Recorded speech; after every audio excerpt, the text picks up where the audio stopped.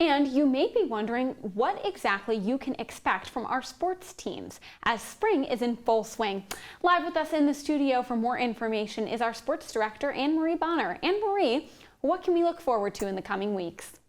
Thanks, Margaret. Football is now on a COVID-19 pause.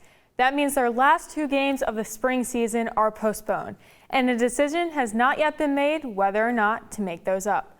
Their last game was scheduled for this Saturday at James Madison University. And on that note, here's what's happening this week. Men's golf will play in their last tournament of the spring season on Friday and Saturday, just an hour away in Cary. And Saturday is looking especially busy for the Phoenix because not 1, but 2 teams are set to face off against the College of William & Mary at home.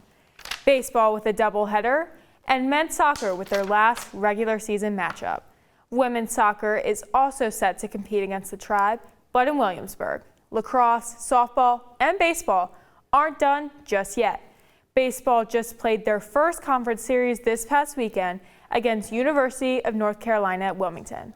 When I spoke to head coach Mike Kennedy prior to that, he said the start of the season has been inconsistent. So every game you lose, you don't get the makeup. So that's one less you can lose while you're playing.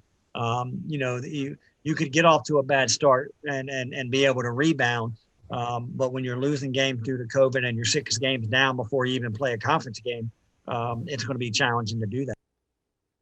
And redshirt sophomore pitcher Brian Edgington was named the Colonial Athletic Association's Co-Pitcher of the Week last week. While the team fell to East Carolina 15-0 on March 26, Edgington pitched after Spencer Bauer the next day to lead the team to victory.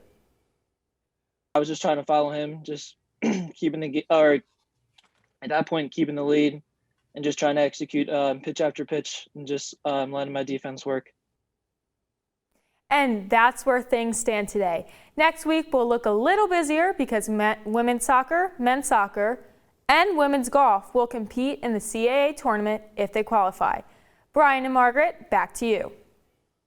Annemarie, thank you. And you can read more about Elon's baseball team in this week's upcoming copy of The Pendulum.